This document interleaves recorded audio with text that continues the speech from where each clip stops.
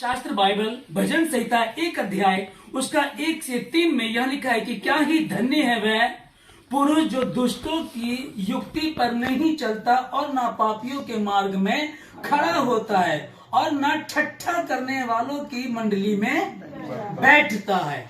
आमीन। और दूसरे में लिखा है परंतु वह तो यहोवा की व्यवस्था से प्रसन्न रहता है और उसकी व्यवस्था पर रात दिन ध्यान दिए रहता है। कौन सी व्यवस्था? ये पवित्र शास्त्र बाइबल है। इसमें दिन रात मनन करता रहता है। दिन रात का मतलब ये नहीं कि आप स्कूल छोड़ दें, ट्यूशन छोड़ दें, काम छोड़ दें, ये मतलब नहीं है। और दिन रात जैसे जैसे समय मिलता है वैसे वैसे हम उसको कर सकें। आप कहीं काम करते हैं, बीच में 1 घंटा लंच का आपको मिला, 15 मिनट में 20 मिनट में आप खाना खा लेते हैं, बाकी टाइम बचा आप प्रार्थना कर सकते हैं, वचन को मनन कर सकते हैं, उसको पढ़ सकते हैं। ठीक है ना? उस प्रकार से कि वह तो रात दिन यहोवा की व्यवस्था पर मनन करता रहता है। और जब हम मनन करते हैं, जब मनन करेंगे उसको, तो वो हमारे भीतर बचता है। बाइबल के है ना, आदि में वचन था, वचन परमेश्वर के साथ था और वचन ही परमेश्वर था। आदि में कौन था? वचन। और वचन परमेश्वर के साथ था और वचन ने देह को धारण किया। आज से 2024 वर्ष पूर्व वचन को धारण करके वचन ने देह को धारण किया और हमारे बीच में रहा और उसकी महिमा हमने देखी। और जब कोई परमेश्वर से संगति करता है, जैसी संगत वैसी रंगत। बुरी संगति अच्छे चरित्र को खराब कर देती है, जैसी संगत वैसी रंगत। अब संगत कौन सी? जो दिन रात मनन करता रहता है, वो ठट्ठा करने वालों की मंडली में नहीं बैठता, चुगली करने वालों की मंडली में नहीं बैठता, घरों के भेद नहीं लेना चाहता। तुम्हारे पड़ोस में क्या हुआ कल, वहां क्या हुआ, उसका क्या हुआ। अभी जब वैसी बात चल रही थी, एक लड़के ने इसी नगर में सुसाइड कर लिया। ओके, बात आई सुसाइड कर लिया तो कुछ ना कुछ फैमिली प्रॉब्लम रही होगी, फाइनेंशियल प्रॉब्लम रही होगी, इसलिए वो हुआ है। हम उस पर न जाए, क्या हुआ, हम प्रार्थना करें, हे परमेश्वर, एक और तेरा बच्चा तेरे आशीषों से, तेरी बरकतों से, तेरे सामर्थ्य से प्रभु जी वंचित रह गया और इसका लेखा हमसे लिया जाएगा। क्यों लिया जाएगा? तेरे पड़ोसी थे, तेरे नगर के थे, आप सुसमाचार नहीं सुना सकते, कोई बात नहीं है, आप प्रार्थना तो कर सकते हैं। प्रभु तूने मुझे उस जगह से चुना परमेश्वर। मैं उस समय कहीं हम चुगली में लगे हैं, कि टेलीविजन में लगे हैं, कि ज्यादा मोबाइल में लगे हैं। आप सारे काम नॉर्मली कर लीजिएगा, वैसे तो नहीं करने चाहिए, मसीह को इतना नहीं करना चाहिए, चलिए 1% कर लीजिएगा, पर ज्यादा समय हमारा वहां बीतना चाहिए। और जब हम वचन को पढ़ रहे हैं कि वो किस तरह से होगा, हालेलुया। फिर लगता है कि यार मैं अगर मैं प्रार्थना ही करता रहूंगा, प्रार्थना ही करती रहूंगी, वचन ही पढ़ते रहे तो बाकी काम नहीं करने क्या? जितना समय तुम उसको दोगे, बाइबल में लिखा है, हे मेरे भाइयों, मसीह में दृढ़ और अटल रहो, क्योंकि तुम जानते हो मसीह में तुम्हारा परिश्रम व्यर्थ नहीं है। जब तुम कर रहे हो ही नहीं सकता। एक मजदूर भी जब सुबह कहीं काम पर लगता है, शाम को उसको पैसे मिलेंगे, और अगर नहीं देगा तो समाज के लोग दिला देंगे, कानून दिला देगा। यहाँ का कानून ये है, एक मजदूर की मजदूरी से मिलनी ही मिलनी है, तो क्या तुम्हारी मजदूरी तुम्हारा परमेश्वर खा जाएगा? क्या नहीं देगा? हालेलुया, है ना? ठट्ठा करने वालों की मंडली में नहीं बैठता है। जब इस वचन को पढ़ते, भजन संहिता, भजन की पुस्तक, दाऊद सबसे पहले किन बातों को लिख रहा है? पहले अध्याय में सबसे बड़ा चैप्टर भजन संहिता है। पहले अध्याय में पहले लाइन में लिखा है कि क्या ही धन्य है वह पुरुष जो दुष्टों की युक्ति पर नहीं चलता। सबसे पहले शब्द जो है, दुष्टों की युक्तियों पर चलने की जरूरत नहीं है। हम इसको पढ़े, इसको समझे, इसके अनुसार चले और हम बाइबल तारीखी वो जनरेशन को बदलने वाला परमेश्वर। मेरा बेटा सुनता नहीं है, एक मेरी बेटी ठीक से काम नहीं कर रही है, मेरी पत्नी ज्यादा जबान करती है, पति का ज्यादा हाथ चलता है, कारोबार की ये हो रहा है, कुछ भी क्यों ना हो रहा, आप इसको पढ़ते, इसको मानिए, इसको पढ़िएगा और बहुत ज्यादा मत समझो, बहुत ज्यादा परेशान ना हो। बस क्या लिखा है इसमें? क्या ही धन्य है, पुरुष स्त्री दोनों के लिए है ना। कभी सोचे कि पुरुष के लिए, पुरुष स्त्री दोनों, क्या ही धन्य वो व्यक्ति जो यहोवा की युक्ति पर चलता है और दुष्टों की युक्ति पर नहीं चलता है। उसके लिए क्या करना है, जो चीज गलत है उसको तुरंत छोड़ दीजिएगा, जो चीज सही है उसको मानना शुरू कर दो। अगर चुगली करने से मेरी आशीष जा रही है, मेरे बच्चे की, मेरी पत्नी की, मेरी बहू की, मेरे परिवार की, मेरे घर की अगर आशीष जा रही है तो मैं क्यों उसके पीछे पड़ रहा हूं, क्यों उसके पीछे पड़ रही हूं। मैं बात कर रहा था अभी किसी से फास्टिंग प्रेयर वाले दिन, मैंने कि क्या कारोबार क्या चल रहा है। एक ने बताया कारोबार पहले ठीक था, अब कारोबार ठीक नहीं है। एक ने बताया कि कमाई तो बहुत है लेकिन कुछ नजर ही नहीं आता है ना। ये गवाही है क्या? ये तो लानत वाली बात है। एक बच्चे से स्कूल में पूछा जाए आपका क्या चल रहा है, बस सुबह मम्मी पहले पराठे बनाती थी, अब तो रात की रोटी खा लेते हैं। तो तौहीन किसकी है? पेरेंट्स की ना, जो माँ बाप ने जो पैदा उनकी बेइज्जती है ना। जब आप कह रहे हैं इतनी कमाई तो बहुत है लेकिन बरकत नहीं है, तो किसकी बेइज्जती है? उस परमेश्वर की। फिर किसने करा दी? मैंने और आपने। मेरे और आपके बच्चे के कारण, बच्चे की मूर्खता के कारण ये दिक्कतें हो रही है। बाप देना चाहता, बाप लेकर के आया। जब तक तुम इसको नहीं पढ़ोगे, जब तक तुम इसको नहीं समझोगे, इसके अनुसार नहीं चलो, कुछ भी हो नहीं सकता। उसने कहा कि परमेश्वर के इस वचन को पढ़ने वाले ही नहीं, उस पर चलने वाले। दो में पढ़ेंगे देखा कि भजन संहिता का पहली आयत, ठीक है, पहला चैप्टर, उसका वचन आपसे पूछा जा रहा है, आप समझ में नहीं आ रहा। कुछ लोग मतलब एक दो बता पाए, समझ में नहीं आ रहा। कोई कुछ बता रहा है, कोई कुछ बता रहा। और क्या कहा जाता है कि आप घर पे ना शुरुआत करोगे तो नीति वचन और भजन संहिता को ले लेना, बहुत आसान है, सिंपल है। आप इसको पढ़ेंगे आपकी समझ में आ जाएगा। पर पहली आयत आपकी समझ में नहीं आ रही है। यहाँ जिस बात को हम पढ़ रहे हैं कि जो ठट्ठा करने वालों की मंडली में नहीं बैठता है, चुगलखोरी नहीं करता है, ठीक है ना, व्यभिचारियों के साथ नहीं रहता है, चोरों के साथ नहीं रहता, गलत संगति करने वालों के साथ जो नहीं रहता है, वो किसके समान है? 1 अध्याय 3 में यहाँ लिखा हुआ है, उस वृक्ष के समान है जो बहती नालियों के किनारे लगाया गया है और अपनी ऋतु में फलता है। पतझड़ जब आता है तो सब के पत्ते झड़ जाते हैं, पर जो नदी के किनारे, आप परमेश्वर एक नदी, बहती नदी, बाइबल बताती हूँ बहती नदी के समान है। एक वृक्ष है और वो कहाँ लगाया गया? नदी में। अब वो ऐसे नदी में ऐसे ये नीचे तक है। अब इसको तो पानी मिल रहा है, कंटिन्यू पानी मिल रहा है इसको। वो जल धाराओं के किनारे जो लगा है, और यीशु क्या है? बहती नदी है। आप वचन को पढ़ रहे हैं, व्यवस्था की पुस्तक तेरे चित्त से कभी उतरने ना पाए। दिन रात इसमें मनन करते रहना, इसमें लिखी बातों के अनुसार आचरण करना। हालेलुया, है ना। जब तुम सत्य को जानेंगे, सत्य तुमको आजाद करेगा। यीशु मसीह दुनिया में आया, आकर के क्या कहा? जो मुझ पर विश्वास करेगा वो नाश नहीं परंतु अनंत जीवन पाएगा। उसी पे विश्वास करने से, क्यों? जब यीशु मसीह इजराइल में आया, बहुत सारे देवी देवता वहां थे, बहुत इधर उधर की पूजा पाठ होती, बहुत टोना टोटका किया करते थे। पर यीशु मसीह आकर के इसी बात को बोल रहा है, कहता है कि वो जिंदा खुदा है, वो कोई मूर्त नहीं है, वो सामर्थी परमेश्वर है। और लिखा है कि वो जल धाराओं के किनारे लगा है और उसको जल मिलता रहता, वो तर रहता है। पतझड़ आएगा, मौसम होंगे, क्योंकि लिखा है, फैक्ट है ये, है ना। 4 मौसम होते हैं, ठंड आएगी, गर्मी आएगी, बारिश आएगी, सूखा आएगा, पतझड़ आएगा, ये सब आने ही आने हैं। लेकिन जो वो वृक्ष जो जल धाराओं के किनारे लगा है, उस पर कभी भी नहीं आएगी। मैं क्या सुन रहा था फास्टिंग प्रेयर वाले दिन, एक ने कहा हमारा कारोबार ठीक नहीं चल रहा, एक ने कहा कि पहले ठीक था अब ठीक नहीं है, एक कह रहे कि हमारा बिजनेस बहुत बड़ा है, 40-50 हजार रुपए महीने की कमाई हमारी है, लेकिन घर में फिर भी प्रॉब्लम चल रही है, घर में आज भी इस दौर में भी मोमबत्ती जल रही है। तो फिर ये कसूर मौसम का नहीं है, ये कसूर आपका है, क्योंकि आपने उस वृक्ष को लगा तो रखा है, वृक्ष तो लगा दिया, पर आपने उसको जल के किनारे नहीं लगाया। हालेलुया। आपने उसको जल के किनारे नहीं लगाया, वो अपनी ऋतु में पनपता रहता है। बोला भाई लॉकडाउन आ गया, आने से क्या फर्क पड़ता है। बोला भाई अब तो यार कारोबार कम हो गया, मौसम के अनुसार कम हो गया, कुछ भी होता रहे, यहोवा ने तुझको आशीष दी है तो मौसम के अनुसार नहीं तो विपरीत चलेगा, विपरीत चलेगा। क्योंकि मैं कई बार बताता हूं, जिंदा पानी में उल्टा तैरता है और मुर्दा पानी में सीधा तैरता है। समझ में आ रहा है।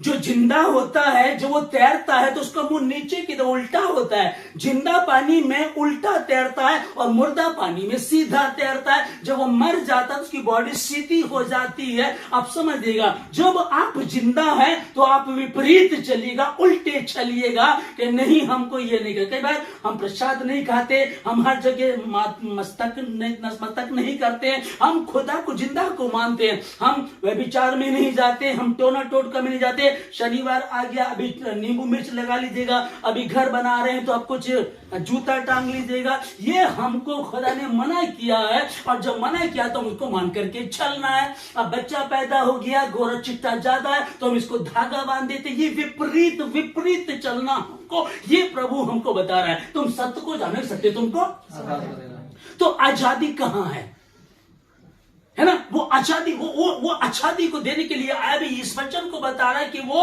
उस वृक्ष के समान है जो जल धाराओं के किनारे लगाया गया और अपनी ऋतु में पनपता है। दूसरे वाले कहने लगे अरे भाई सुनो, पतझड़ आ गया तो आया होगा, फिर मैं क्या करूं।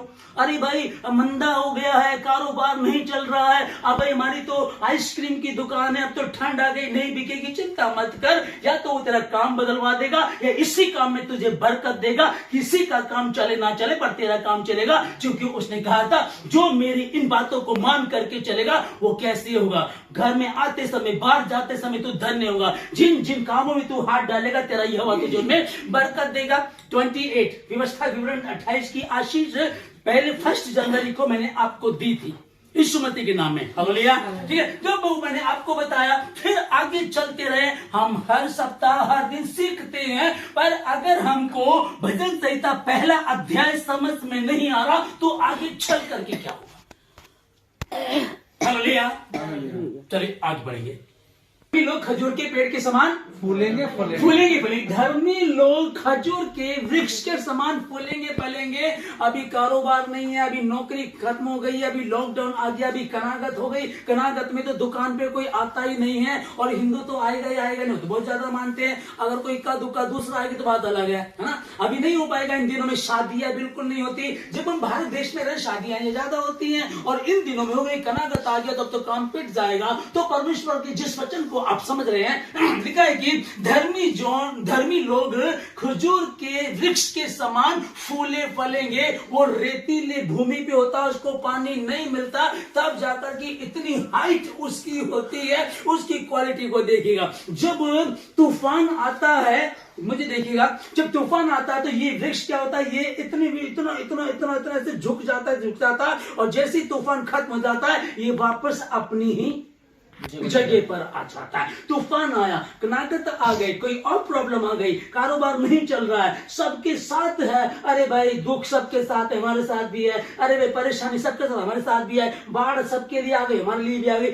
सबके लिए है। अगर तुम उनकी श्रेणी में अपने आप को रख रहे हो तो तुम्हारी मर्जी है, या फिर तुम ये कह रहे हो जो ठट्ठा करने वालों की मंडली में नहीं बैठता, अपनी ऋतु में पनपता जाता है। वो किस वृक्ष के समान है जो जलधारा के किनारे लगाया गया है। तुम रोने के लिए नहीं हो, तुम रोते हो कि आंसू पूछने वालों के लिए हो, पर हमको अपनी क्वालिटी पता होनी चाहिए। धर्मी लोग किसके समान होंगे। ना ईसाई लिखा है, ना विश्वासी लिखा है, ना क्रिश्चियन, ना यहूदी, ना इजरायली। मेन बात यहाँ क्या लिखी है, लिखा कि धर्मी लोग।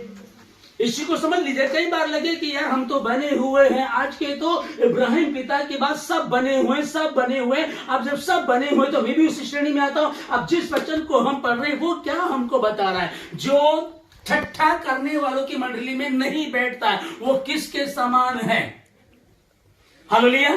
लबानोन के विषय में बता रहा है, जब ज्यादा बारिश होगी, अगर हमने खेती बाड़ी की हुई है और हमारी फसल पक चुकी है, बारिश आएगी तो वह नाश हो गई, दिक्कत आ गई।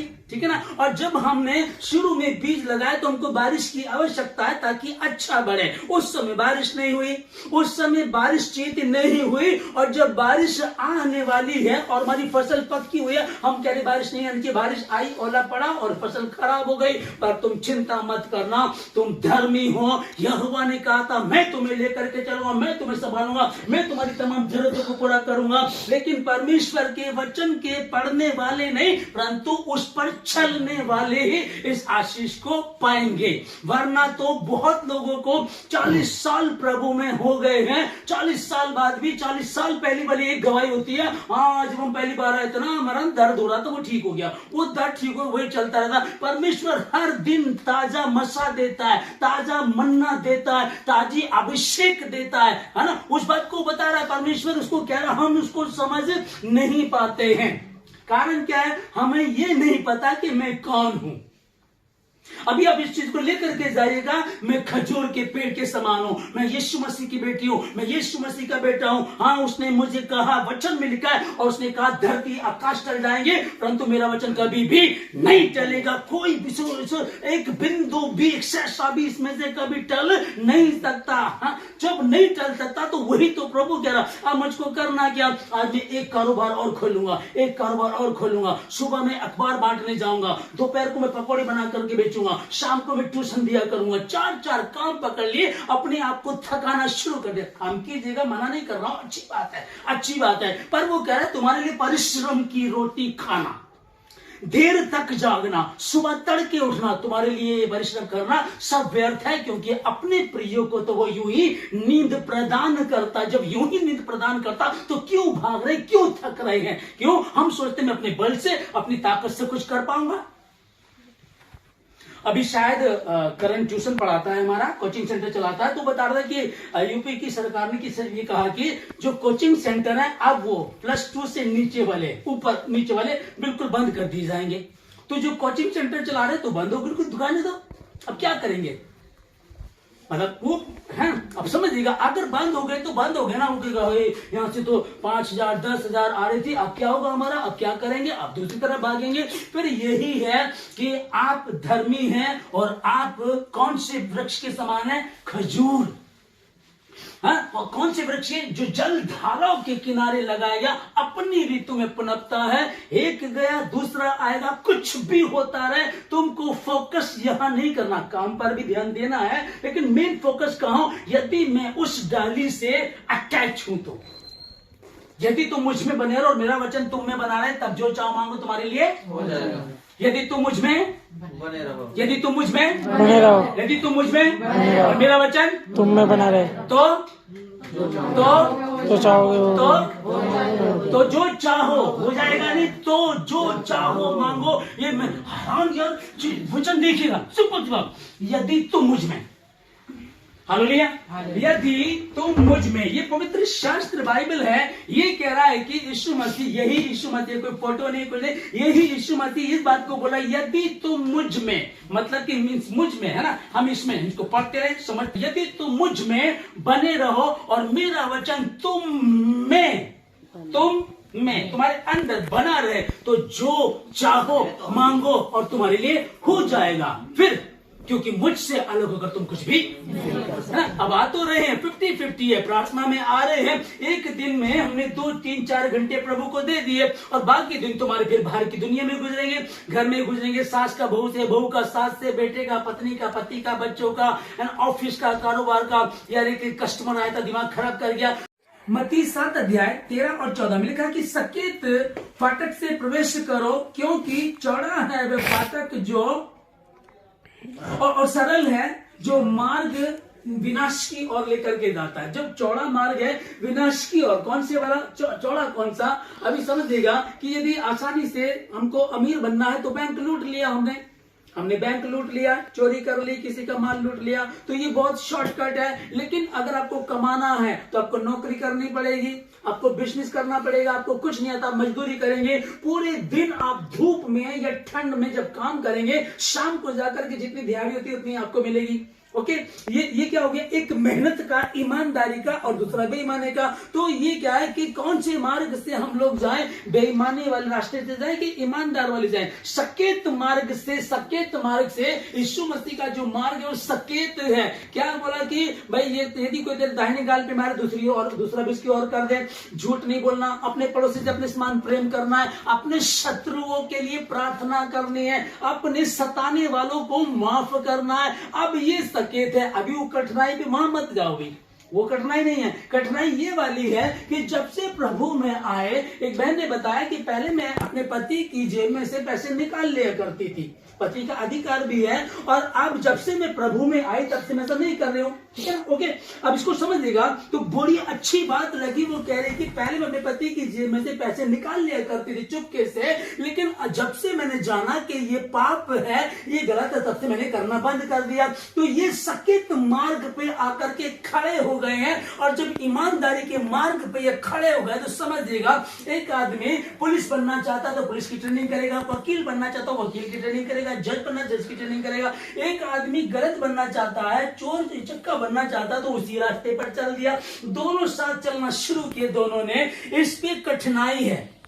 जो जज बनना चाहता बहुत पढ़ाई करेगा, बहुत ज्यादा मेहनत करेगा, फालतू में घूम नहीं सकता, ठट्टा करने वालों की मंडली में बैठ नहीं सकता, टेलीविजन नहीं देखना, बुआ की शादी है, एग्जाम है, वो सब उसको छोड़ने पड़ते। सकेत मार्ग से इसने प्रवेश करना शुरू किया और ये चलता चला गया। एक बंदा ना स्कूल जाता है, बुआ की क्या पड़ोस में किसी की शादी उसमें भी चला जाता है, ठीक है, उसमें चलता रहता है ये, और ये मौज मस्ती करना, सुबह जितनी मर्जी उठे उसका चल रहा है। ऐसे सुबह एक व्यक्ति पढ़ने वाला जल्दी उठेगा, स्कूल जाएगा, फिर ट्यूशन जाएगा, फिर रात तक बिजी है, और जो कुछ नहीं कर रहा वो कौन से चौड़े मार्ग से।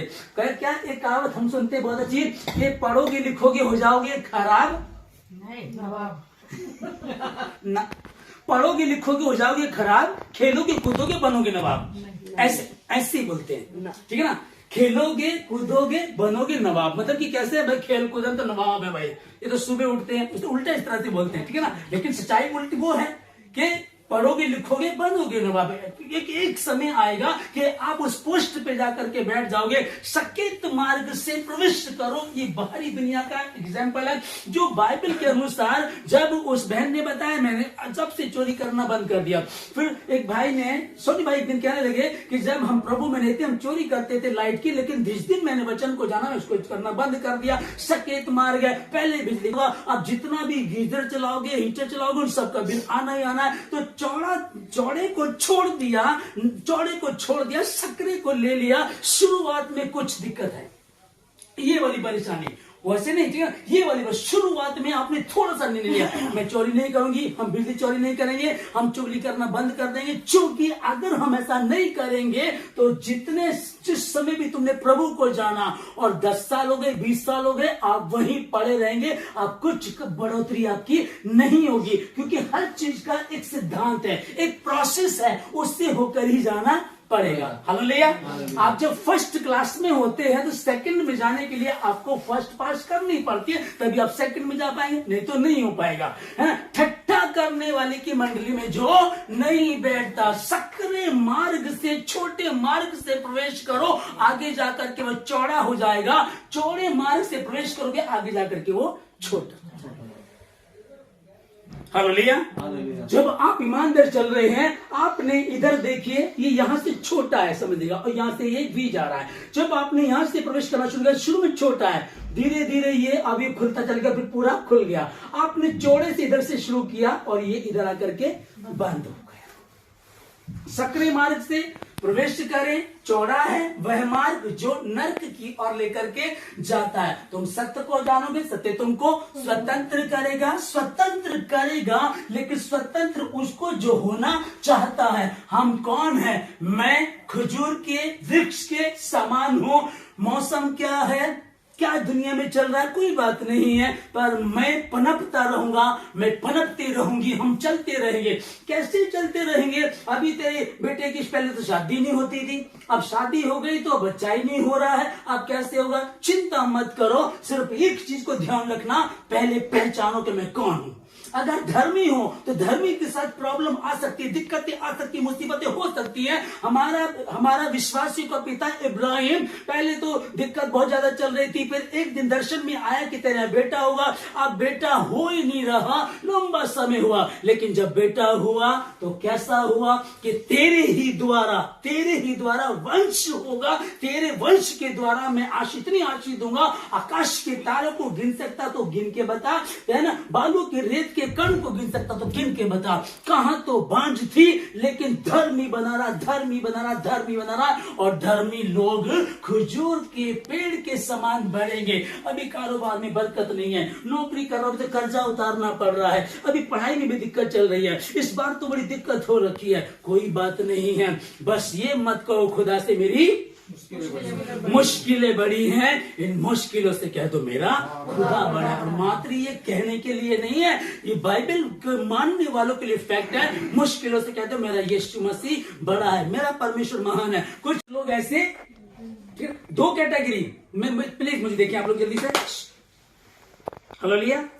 दो कैटेगरी है, एक दुष्ट की और एक धर्मी की। अब पहले धर्मी वाली बात बता दें। धर्मी लोग कैसे, खजूर के पेड़ के समान होंगे, कि वो अपनी ऋतु में पनपते चले जाएंगे, डरने की जरूरत नहीं है। कुछ समय के लिए परेशानी चले, दिक्कतें चल रही है, पर मैं ये कहना चाहता हूं कि जब फैमिली में अगर सारे के सारे मसीह हैं तो फिर एकमात्र मजबूती से चलो। कठिनाई उस प्रॉब्लम को कहते यार मैं तो अपने घर से अकेला हूं, मेरे परिवार में और नहीं है, तब तो हम कहेंगे भाई नहीं है तो कोई बात नहीं, चिंता ना करो। लेकिन सारे के सारे परमेश्वर में है और उसके बाद मुसीबत है, तो ये लानत है, प्रॉब्लम है। क्योंकि पत्नी नहीं कर रही थी प्रार्थना, अरे पति नहीं कर रहा था, अरे बच्चे नहीं कर रहे थे, मां नहीं कर रहे थे, तो ये प्रॉब्लम चल रही है कि यार तुम सारे एक सही होने के बाद भी तुम सत्य को जान गए हो, स्वतंत्र हो गए हो, स्वतंत्र होने के बाद भी तुम लोग फिर गुलामी में जाना चाहते तो कोई बचा नहीं सकता, क्योंकि उसने स्वयं की इच्छा दी है। दो कैटेगरी, एक धर्मी की, एक अधर्मी की। अधर्मी मीन्स दुष्ट की। दुष्ट लोग ऐसे नहीं होते, वो भूसी के समान होते हैं, भूसी के समान होते हैं और लेकर के जा रहे हैं, और पवन